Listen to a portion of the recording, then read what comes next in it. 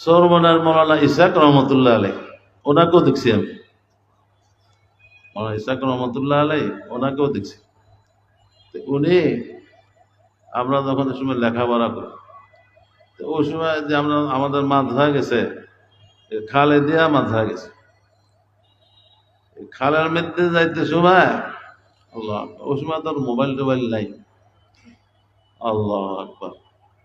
উনি আছে, ওনার সাথে বাউর্চি আছে। বাউর্চি যে খানা পিনা পাকানের জিনিস সব আছে নৌকার মধ্যে।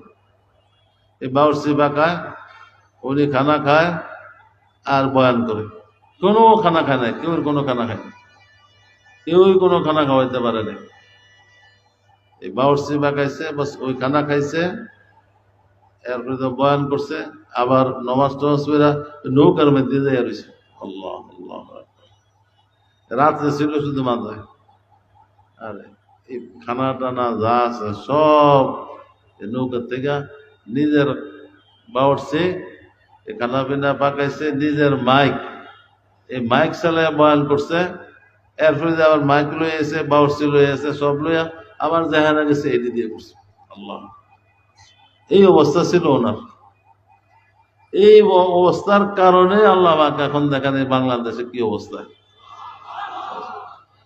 আমি দেখছি ওনারে, ওনার দেখার ঘটনা নয় বললাম।